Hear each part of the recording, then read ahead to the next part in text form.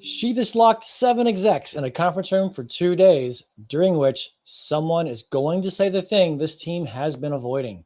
Catherine didn't take this job to keep the peace. This is where the leadership job stops being comfortable. Let's dig in. Welcome back to the Sedaris Leadership Lounge Book Club, where we turn the books on your shelf into skills you actually use. I'm your host today, Chris Duncan, and I'm joined by my 3 colleagues, Shannon McCoy. Welcome, Shannon. Hello. Alan Edwards up in the great state of Canada. It's getting cold up here, y'all. And Jay Jacobson. Now, last week we watched Catherine just watch. This week, the watching's over. She takes his team off-site and starts forcing the conversation they have all been avoiding. The book is The Five Dysfunctions of a Team, and part 2 is where the cracks in decision tech's organization finally get forced into the open. It's a Silicon Valley company with real talent, real funding, everything except a team that actually functions. And the author here, Lencioni, his whole argument here is that teamwork is the last real competitive advantage because it's the hardest thing to fake and the easiest thing to skip. Part 2 is where that gap stops being quiet. So consider one question. What's that conversation your team keeps avoiding? You know, that one that everyone can feel that needs to happen, but nobody actually addresses out loud. Indeed, indeed. And if you want to hear our take on part 1 of 5 Dysfunctions of a Team, or you want to hear about our last book, which was Crucial Conversations, every past episode is waiting for you at sedaris.com/book club. That's Sedaris, CDAERIS.com/book club. Before Jay gets us started in today's conversation, if you have questions, a thought, or just want to say hi, drop it in the chat. While you're down in the chat, hit the like and subscribe button so you don't miss next week's episode. Since this book, Five Dysfunctions of a Team, is more of a parable, I want to give a quick recap on what happened in part 1 so that everybody is caught up, and a little bit about everybody gets caught up. It's a story, so you got to know what's happened in the story. So previously, in part 1, Decision Tech is the company we're talking about. Decision Tech has just hired a 57-year-old plant manager to take over the startup. That plant manager watched for everyone for 2 weeks and then dragged them all into an off-site meeting in Napa. That new person, a CEO, Catherine, opens the off-site with a gut punch. More money, more talent, better board than the competition, and they're still losing. Then the line that makes everyone's skin crawl in the meeting: not everyone will survive the changes that Catherine's got in mind. Dun, dun, dun. Dun, dun, dun. That's exactly right. But there's a drama in the room. Martin, he opens up his laptop mid-session and gets called out on it in front of everyone and receives a professional slapdown from Catherine. Mickey, the marketing exec, eye rolls while one of her colleagues is talking, and Catherine stops the room and the meeting to point it out. But Catherine also gets called out in front of the group for saying they and not we. So, as a response to the day's drama, Catherine draws a pyramid on the whiteboard which reads: no trust, no conflict, no commitment, no accountability, and no results. The tension in the room is thick. As Ted Lasso would say, it feels like a church pew during the part of the sermon where the preacher starts naming names. But the tension isn't necessarily the problem. Healthy teams experience tension too. The real test is what people do with the tension when it arrives. Do they speak honestly and stay engaged, or do they go quiet, form alliances, and begin protecting themselves? Those behaviors usually appear long before the team's results begin to suffer. So Jay, I want you to kick us off. What are the earliest warning signs you notice when a team is beginning to protect themselves instead of trust each other? Well, for me, the early warning sign is when people start managing risk instead of contributing honestly. They stop saying what they really think, they hide mistakes, they avoid asking for help, and the real conversations move outside of the meetings. This tells me that the culture has taught them something: protect yourself first. And when that becomes normal, trust begins to disappear.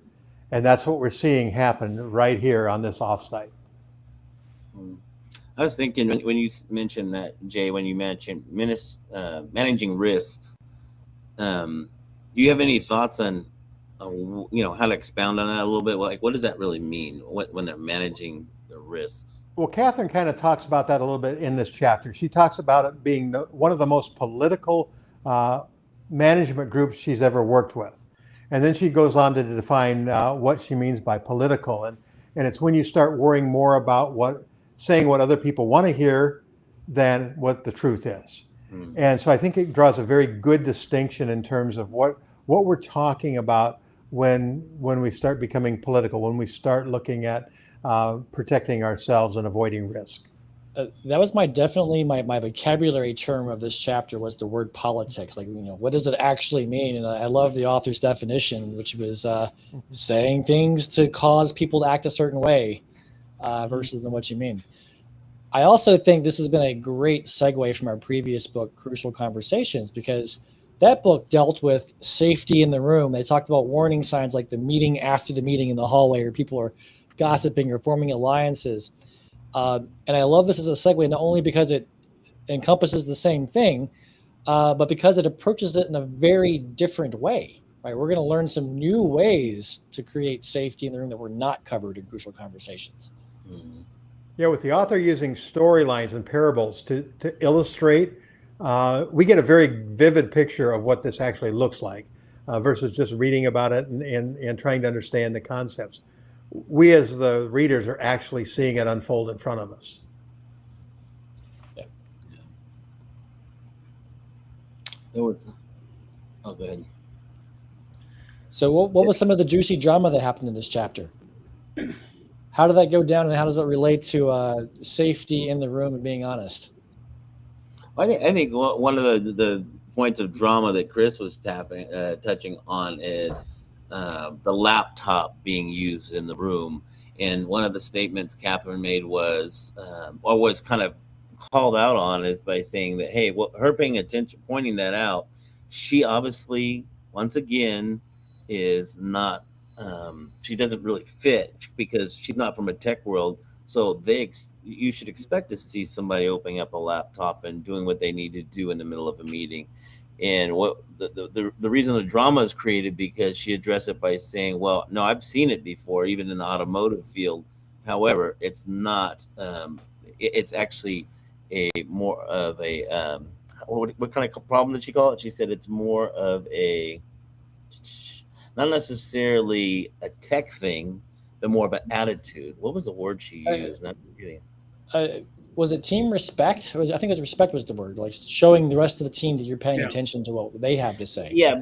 She said because it can easily. The reason why she mentioned it as being like a habit problem or like a problem that, a personal issue, by the way, is it because of the fact they can easily be mistaken for somebody who's not paying attention, because they and they're doing notes and doing emails in the middle of something else. And so that's how she pointed it out. So I guess that was one of the pieces of drama, is it calling it what it really is. It's not it's not just about.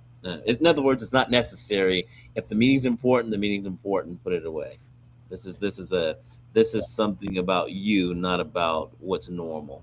Mm-hmm. And she expands that a little bit further to encompass the idea that the perception that gives is almost more important than the reality. The reality is he's taking notes, but the perception is he's not paying attention. Behavior problem, she said. Yeah, it's a behavior problem. Yes, yeah. And so we have to look at when we're being observed by our colleagues and when we're in these kind of meetings, what does our behavior demonstrate? How is it being perceived? Is so important, and what's the body language, and that leads us on to one of the other pieces of drama that we see is the eye roll. Now we've all been in meetings where you've got that one person in there that no matter what you say, the eyes are going to roll, and they don't say anything. It's not on the record, but it is. You see it on their face. You see it in their actions. And it's important when you see those kind of things, and Catherine pointed out, well, Catherine didn't have to point out, somebody else on the team pointed out, which was another important moment in this chapter, where the team is starting to hold each other accountable. but they pointed out, what is this? We see this all the time, this eye roll. Back it up. Why are you doing that? So it starts to introduce us into another point of depth in what this is going to lead to, and that is the process of holding each other accountable. Do you guys think that she knows she eye rolls, or is she doing it out of habit, passive aggressiveness? What's the eye roll about? It's interesting because the author, it's interesting because the author Lencioni, as it's being narrated, the narration was as if we're all stupid enough that we don't notice this. So everybody obviously notices this, but she's acting like it has no impact on the team. So that's a good question. I think what's starting to happen here is she is modeling. Catherine, the CEO, is modeling good behavior. Starting off trying to create healthy conflict, right? By actually calling out. I'm so bad with these names. Calling out the guy typing on his keyboard and doing it in a respectful way, like, "Hey, keyboard down." It was like, "Hey, could you do this? I'm sure you're paying attention, and I understand you're taking your notes." And in fact, she even lets it slide for a time, but she's starting the concept of calling things out, and then eye rolling, almost a little harder to talk about, right? And she's able to bring that up next, and it really opens up the room, and everybody starts to feel a little safer and start saying more things. And I think Catherine started that with the domino effect. Yeah, you provide safety in a meeting when you hold people accountable for their actions, for their words, and do it in a respectful way. And we've also been modeled a little bit of what it looks like to be disrespectful in this chapter, but more importantly, what it really looks like when we do it right. How do we call people out? How do we do that in a positive way? So we have conflict that is productive instead of degrading. Now, somebody remind me how it went down. There was an incident with Mikey and Catherine at the pool after day one. How did that go down? Because now we're not in a meeting and we're having a conflict to deal with. Yeah, Mikey was sharing with Catherine how she felt so outside of the group and how she felt almost attacked. And Catherine was reassuring her that she would feel better tomorrow after she had time to process everything that had happened and think about it. And Mikey's reaction was, "No, I'm not going to say anything tomorrow." And as we learned in our previous book, that's a form of violence and retreat when it comes to dialogue. And so by withholding all that and just saying, basically shutting down, you're not allowing anyone else to have the benefit of your knowledge, your input. And so we'll have to look and wait and see how that shakes out the following day, which is part of this chapter as well. To address one of our viewers' comments about the clicking on the keyboard, I put that on the screen now, and how you address it, we could probably repeat for the audience how Catherine addresses it, because it was really well done, showing the positives of not taking those notes. Would somebody care to explain? Yeah, well, to me, what I recall as one of the first things is just sharing the perception that may be that may be brought out. The perception that folks may have, and therefore it does have impact on the meeting. So let's just let's agree on that first. That some people may see it differently than what your intent is. Is that kind of like the state process from our Crucial Conversations? You repeat the facts, then show the story you could draw in between? Yeah, exactly. Because this is what we know that happened, and go from there, right? So yeah, that is a good example of that. This is something great mentors do all the time. They don't just point out the problem, but they tell the story as to why. Why is this a problem? So it challenges the person that's creating the issue to think about the effect it has in the workforce with other people. And so that next time, when it may not be that exact situation, they've trained their brain to think about why. What are the ramifications of my actions? And that's really a mark of great mentorship. And she's modeling it very well here. I think this is a good point that one of the listeners is talking about. Something simple is to remind them that's either provide simple notebooks and paper, bring that, or the point is that take notes. That's fine, but all the clicking and that behavior, the way I would do it, I don't know. We could talk about what's the most appropriate way, but I would say something about, I really trust your advice. I really want to hear what your thoughts are. And if you're clicking away, sometimes I'm thinking, okay, you're not going to have time to respond in the moment the way the rest of us are. And I really want to hear your input. And because that is the behavior, right? You clicking away. And I mean, you could be on to the absolute next subject while that person's still clicking away, making notes that may never. What are the notes going to do when the meeting's over and we're all gone, walked away from it? Yeah. So I want to hear your input. Well, I think we got a lot of good comments on this. Alice in the Wild says that we should ask them to take notes for the team and then share the notes. Now, that can be, as the follow-up comments were, like, is that a punishment? Maybe, but also it's an honesty check, and I kind of agree with that. Like, are they really taking notes, or are they typing emails? Yeah. But I don't think Catherine would agree with that use of it as punishment or an honesty check. But it's in real life that is not a bad solution, I would say. Like, take notes, share it with the team. At least somebody's taking notes. What's funny is, being a spy for another company. That's wrong. Okay, one at a time. This Go is ahead, a tech Jenny. company. They should have AI taking their notes. I I mean, was about to really. say this is the new golden era, right? You don't even need that anymore. No. Yeah. No. Yeah, everything is shared with Amazon and then shared with everybody else. Right. All right, eye rolling. How do we address eye rolling? Eye rolling happens a lot. What do we do when somebody is giving off those nonverbal, passive aggressive, I don't trust you eye roll, I don't want to hear what you have to say? So Alan brought up a good. Oh, go ahead, Alan. I was going to say, first off, I would not assume any of those things, Chris, you just said as how I would respond, right? I would actively think those things. I was like, nope, you know what's happening is this person is actually communicating to me that something's not well, something's not right. And so I'm going to take that the same as a verbal cue.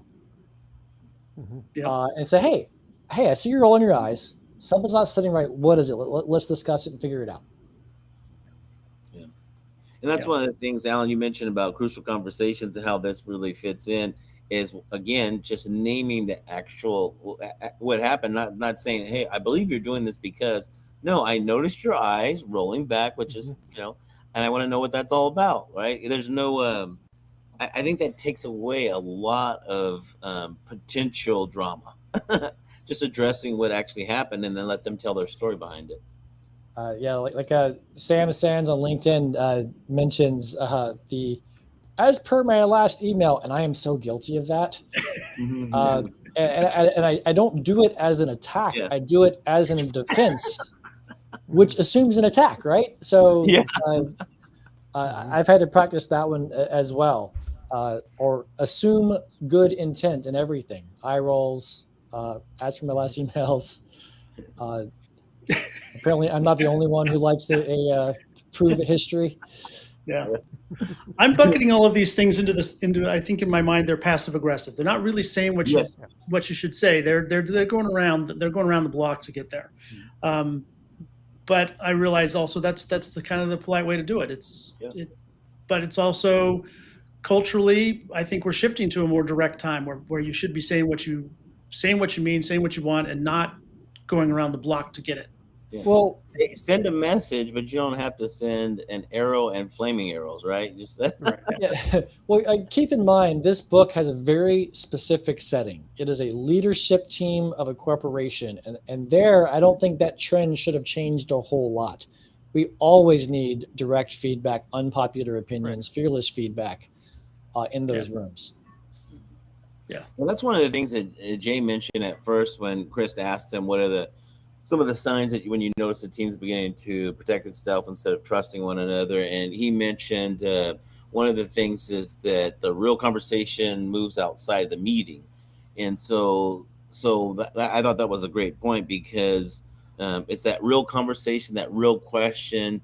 and maybe even the eye rolling in a sense happens after the meeting a lot of times. Well, hey, bring that back into meetings so that we can actually have some resolve. How are we going to address these issues if they're not brought up as behaviors we could change? Or do we just want to keep those secret? What would be the point of keeping those secret when it could actually improve the organization? Yeah. And then Catherine also introduced another concept into this chapter that I think is very important. And she starts talking about being vulnerable and building teams through that type of vulnerability and understanding each other as human beings and understanding our stories that are outside of how people most people know us within that setting. And it's a very good lesson in how you build teams that trust. Because when you can be that vulnerable with people in that environment, they begin to understand that, if you're going to open up, I can open up too. If we can have these kind of hard conversations, then anything can be laid out on the table. We can discuss it. We can create a safe zone, so to speak, and begin to understand each other and where we come from. Because we all have our own stories. We have the background that we run all the information through. And as an executive team, if we understand those backstories of the people we're working with, we understand a lot better where they're coming from when they make some of the decisions or the suggestions they make, and a better way to approach them.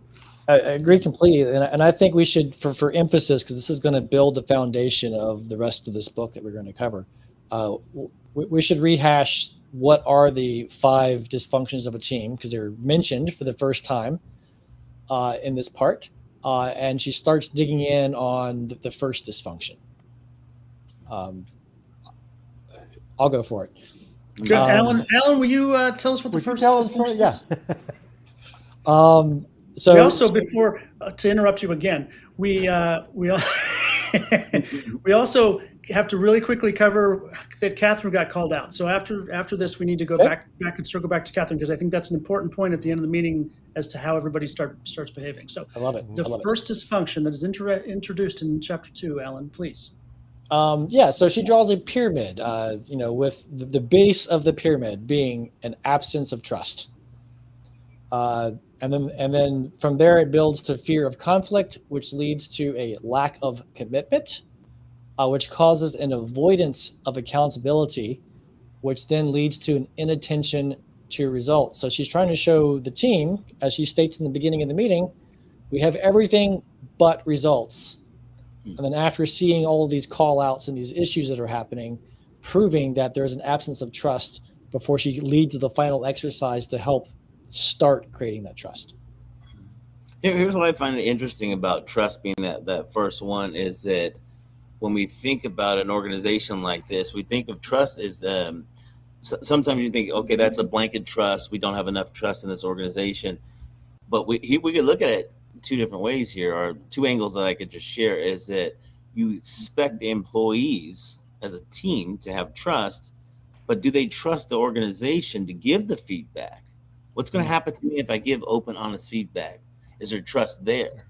So this is kind of an interesting thing to really deep dive into. Well, I think that's just to segue real quick back to Chris's point. I think that's what causes that they start building some trust, and they finally feel okay to give Catherine some critical feedback.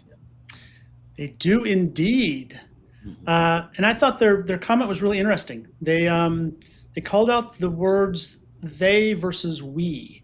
So she says they need to do this and they need to do that, and I don't remember who calls it out, but they correct her to say "we." As in, we are a team. It is not individuals that need to make these corrections or do these tasks. It is the team that needs to do it, which I think was a pivotal turnaround for the group. It was so pivotal that Catherine is stoked, right? They called me out on a mistake. This team is beginning to function. This is great. Yeah. And then you notice how she handled that. Instead of becoming defensive, she basically comes back with, "You're absolutely right." So she owns that mistake. And it shows that people can call her out, and it sets a precedent for the future. You can speak honestly here, and you're not going to get slapped down. I'm going back to the big H on that one, the humility. Humility, because that's the only way it works, right? Is if you're humble enough to, in the sense, like take your own medicine as a leader, right? If you're not and you're defensive, it's gonna have some stalls here and try to make this kind of. I'm going to make one personal statement because I know we're getting short on time. But when I teach trust and in a business setting, I've actually stopped calling it trust and I've started calling it professional trust, because knowing people will get you so far and it is absolutely helpful. But what I call professional trust is, can I trust you with a mistake? Right? Not, are you going to do what you say you're going to do? Do you tell lies? But literally, if you make a mistake, can I trust that you're going to handle that with the same integrity that I would? And that's how I get professional trust. Yeah.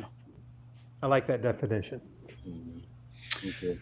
Wow. Well, a lot happened in part 2.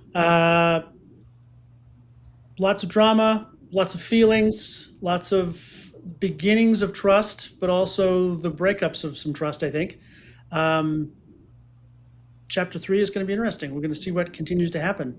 So now, panel, the part of our segment where I ask, what happens next? Alan, why don't you kick us off? Give our audience one thing that they can try this week to build more trust, or invite honest conflict, and then I want you to tell us what's going to happen next week. I can't read ahead. That's cheating. You told me you hadn't read ahead, so I feel good about this. So I definitely believe in the personal sharing exercise that she gave, a couple of innocuous questions to get people realizing, hey, there's a human being behind this role, right? They have kids, they have backgrounds, they have other careers possibly. That's a good one, but it's also a very light one. It's an easy one to do. If you don't feel like there's trust there at all, it's a great place to start. But there are some slightly harder ones. I like one called the Johari window test. Let me just type that in, Johari window test. I'm putting it in the comments, so it's there for everybody. It's basically a survey you can send to a bunch of people, and they select adjectives to describe you. And you select adjectives to describe yourself. And then it has a window of what does everybody know, including yourself, about you. Things that are hidden from you, but not to others. Things that are hidden from others, but not to you. Things that nobody specifies, right? So it's the 4 windows. And there's also a really difficult exercise called One Thing. I won't go into too much detail because of time, but you name one thing you love about a person and one thing you don't like about a person, and you go around the room with that exercise. And there's some strategies to make that a little less hard-hitting, but it really opens up ways for teams to get better and improve themselves. Great. All right, Alan, what's going to happen next week? Somebody's not going to make it. I don't know how it's going to happen. Dun, dun, dun. Someone's not going to make it. Someone gets voted off the island. All right, Shannon, same question to you. Give us one thing people can try this week to build more trust, invite more honest conflict in their own teams at work. Yeah, as a coach and consultant, I've really loved something simple and basic is a stop, start, and continue exercise, which is similar to an exercise like what Alan's saying, is to just cull out some of these thoughts, but do it in a to go a little bit deep, but not make it not to offend anybody. But you can mention things that you think that they should stop, or we should stop as a team, as a group. Maybe we should stop doing this. Maybe we should start doing this, and continue doing this because we do it well. And you can say that to an individual as well. It's you could stop. I would like to see you stop doing this behavior because it causes this. Start doing this and continue doing what we loved seeing you here do at this organization. I think that's a good way. And Shannon, you've used that with Chris and I, and it worked really well. Thanks. Yeah, I felt very less conflicted. All right, Shannon. Looks like a little more confused, but it was much less conflict. Yes, yeah, exactly. Less conflicted.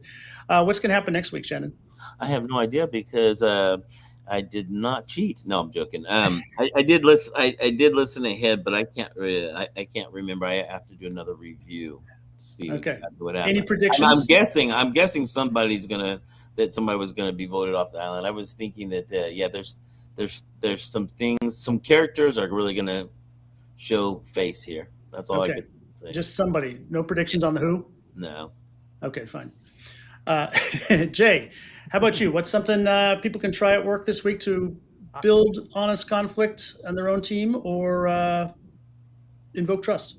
I think Catherine modeled it very well. It's a system I've used for many, many years. In fact, I just left a business networking meeting where we use it every meeting, and we start with the question of the day.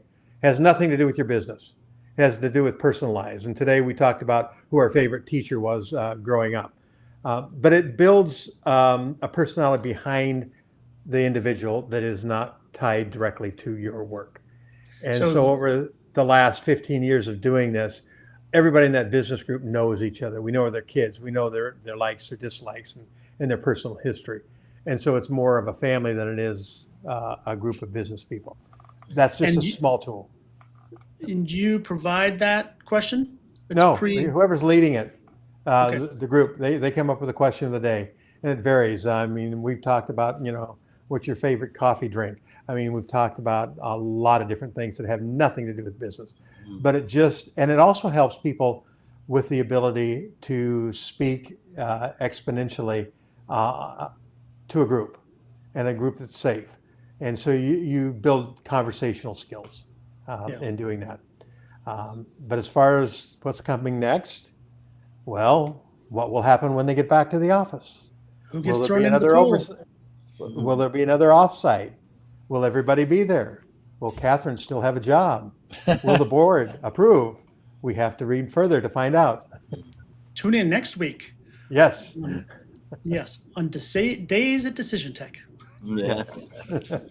Well, I am agreeing with one of the listeners that somebody should be pushed into the pool. So I am absolutely. triple vote up for that.